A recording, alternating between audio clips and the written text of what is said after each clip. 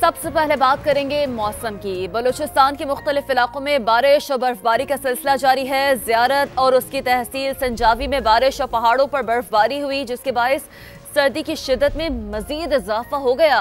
रात गए क्वेटा और अतराफ में गरज चमक के साथ मूसलाधार बारिश हुई। चमन, दालबदीन, खारान, सुराब, तुरबत और दीगर इलाकों में भी बादल जमकर बरसे।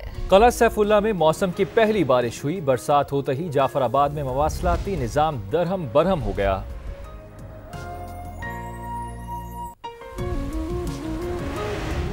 ज़ियारत और गर्दनवाह में रात गए शुरू होने वाली बर्फबारी सुबह सवेरे तक जारी रही। शहर में 6 इंच जबकि पहाड़ों पर 8 इंच के करीब बर्फ पड़ी। बर्फबारी के हसीन मनाजिर से मुकामी लोग और सयाह खूब इंजॉय कर रहे हैं। ये सिलसिला कब तक जारी रहेगा, जानेंगे समा के नुमाइंदे फरहतुल्लाह काकड़ से। जी फरहतुल्लाह। देखिए जी, वादी ज़ियारत और गिरनवा में रात गए हल्की बर्फबारी का सिलसिला सुबह सवेरे तक जारी रहा।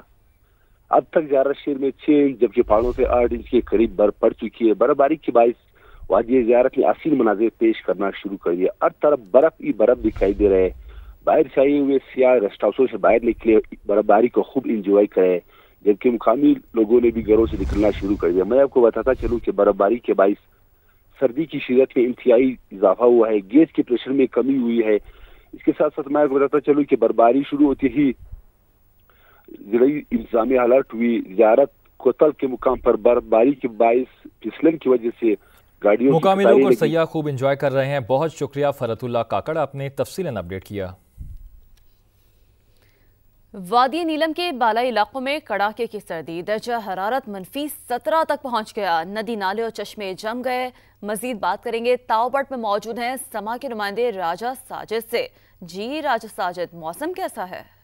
जी बिल्कुल, वादी नीलम के बालाई इलाके इस वक्त शदीद सर्दी की लपेट में है। मैं इस वक्त मौजूद हूँ वादी नीलम के आखिरी गांव ताओबाट में। यहाँ इस वक्त दर्जा हरारत -17 रिकॉर्ड किया गया है, जिसकी वजह से नदी नाले और चश्मे मुकम्मल तौर पर जम चुके हैं। खुश्क सर्दी की वजह से निज़ाम ज़िंदगी मफलूज होकर रह चुकी है।